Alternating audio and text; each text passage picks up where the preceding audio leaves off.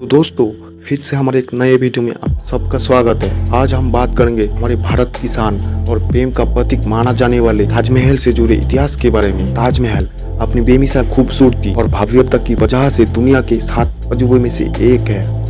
ताजमहल को मोहब्बत की मिसाल माना जाते हैं। यह मुगल शासक शाहजहां और उसकी सबसे चाहती बेगम मुमताज की अटूट प्रेम की याद में बनाया गया है। आगरा में स्थित ताजमहल की सुंदरता को देखने दूर दूर से लाखों लोग आते हैं और इसकी अद्भुत सौंदर्य को देखकर आश्चर्यचकित रह जाते हैं। ताजमहल भारत के प्रमुख पर्यटक स्थलों में से एक है, जिसकी वजह से भारत में टूरिज्म को काफी बढ़ावा मिला है। वही ताजमहल को इसके आकर्षण की वजह से विश्व धरोहर की लिस्ट में शामिल किया गया है। ताजमहल के निर्माण के पीछे बेहद रोचक कहानी है। आइए जान लेते हैं ताजमहल के इतिहास से लेकर इसकी वास्तुकला और बनावट के बारे में। खुर्रम यानी शाहजहां अपनी 15वीं जन्मदिन पर पहली बार मुमताज यानी अर्जुमान बानो बेगम से मुलाकात हुई और पहली नजर में ही दोनों को एक दूसरे से प्यार हो गया। मुमताज शाहजहां के पिता का वकील का बेटी था और साल 1612 में दोनों का निकाह हुआ, जिसके बाद मुमताज सबसे प्रिय और पसंदीदा बेगम बन गई थी। मुगल बादशाह शाहजहां अपनी बेगम मुमताज को इस कदर प्यार करता था कि वह एक पल भी एक दूसरे के बिना नहीं रह सकता था। यहाँ तक कि शाहजहां अपने राजनीतिक सभाओं में भी उनको अपने साथ लेकर जाया करता और मुमताज बेगम की सलाह से ही अपने राजकाज से जुड़े सभी फैसले लेता। लेकिन इन दोनों की खुशी ज्यादा दिन नहीं टिकी और साल 1631 में मुमताज बेगम जब अपनी 14वीं संतान को जन्म दे रही थी, तभी अत्यधिक प्रसव पीड़ा की वजह से उनकी मौत हो गई। वही शाहजहां अपनी प्रिय बेगम की मौत से अंदर से बिल्कुल टूट गया था। फिर उसने अपने प्रेम को सदा अमर रखने के लिए मुमताज का मकबरा बनाने का फैसला लिया, जो कि बाद में जाकर ताजमहल के नाम से मशहूर हुआ। इसलिए इसे शाहजहां और मुमताज के बेमिसाल प्रेम का प्रतीक भी माना जाते हैं। ताजमहल को बनाने के लिए अलग अलग जगह से कारीगर बुलवाया गया। जैसे बगदाद से एक कारीगर बुलवाया गया जो पत्थर पर घुमावदार अक्षरों को तराश सकता था। मध्य एशिया का बुखरा शहर से संगमरमर के पत्थर पर फूलों को तराशने वाला, इसके अलावा भी तुर्की चीन से कारीगर बुलवाया गया। इस प्रकार ताजमहल के निर्माण से 6 महीने पहले कुशल कारीगर को तराश कर उनमें से 37 दक्ष कारीगर इकट्ठे किए गए, जिनकी देखरेख में 20,000 मजदूरों के साथ ताजमहल के निर्माण का कार्य शुरू किया गया।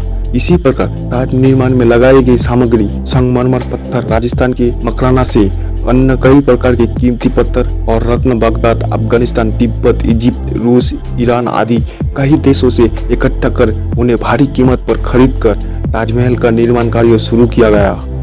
1632 ईस्वी में शुरू हुआ इसका निर्माण कार्य।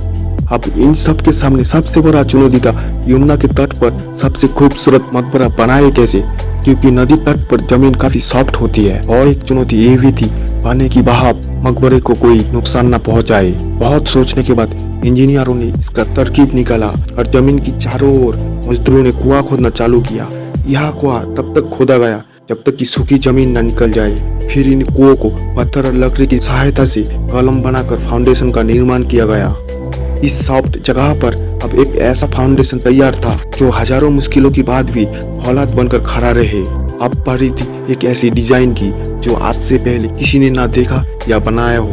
तब शाहजहां ने बाप के मकबरे से मीनार, दादा के मकबरे से बिल्डिंग कोर और अपने अंकल के मकबरे से डोम का आइडिया लेकर एक ऐसा शानदार डिजाइन का निर्माण किया और इस डिजाइन में ताजमहल का निर्माण कार्य शुरू हुआ। हर दिन लाखों शाही खजाने बहाकर यह निर्माण किया गया। अगर आज की दौर में इस कीमत की बात करें तो तकरीबन 7,500 करोड़ रुपया ताजमहल को बनाने के लिए खर्च किया गया। ताजमहल से जुड़े एक अफवाह ये भी है, जिन मजदूरों ने ताजमहल बनाया उनके हाथ काट दिया गया था, लेकिन असल में शाहजहां ने उन मजदूरों की जिंदगी भर की भरण पोषण का दायित्व लिया था और कामना करने का सलाह दिया था।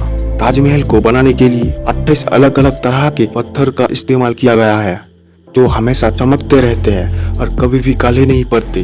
वही कई पत्थर की यह खासियत है कि यह चांद की रोशनी में चमकते रहते हैं। ताजमहल की दीवारों पर बेहद खूबसूरत डिजाइन की गई है। यह दौरान छोटे छोटे पहलुओं को ध्यान में रखकर इसे बेहद आकर्षित और स्थायी डिजाइन दी गई है। ताजमहल की चारों कोनों पर करीब 40 मीटर ऊंचाई वाली सुंदर मीनारें बनी हुई है, जो कि इसकी सुंदरता को और भी अधिक बढ़ा देती है। यह मीनारें अन्य मीनारों की तरह एकदम सीधी नहीं होकर थोड़ी सी बाहर की तरफ झुकी हुई है। इसका कारण यह कहा जाता है कि अगर किसी भी विनाशकारी परिस्थिति में मीनार गिरता है तो यह मीनारें बाहर की तरफ गिरी, इससे ताजमहल की मुख्य इमारत को किसी तरह का नुकसान न हो। तो इस तरह 20,000 मजदूरों ने लगातार 22 साल कड़ी मेहनत के बाद ताजमहल बनकर खड़ा हुआ। लोग कहते हैं ताजमहल हर वक्त अपना रंग बदलती है, लेकिन असल में ताजमहल अपना रंग नहीं बदलती, बल्कि सूरज की किरणें स्कैटरिंग की वजह से अलग अलग टाइम में ताजमहल का कलर चेंज होते हुए दिखाई देती है। जैसा कि सूरज निकलने से पहले ब्लैक कलर का, सूरज निकलने के बाद लाइट येलो, जबकि दोपहर को लाइट कलर जैसे मोती चमक रहे हो, और सनसेट के वक्त गोल्डन कलर दिखाई देती है। 1632 से लेकर 1654 में ताजमहल का निर्माण कार्य पूरा हुआ।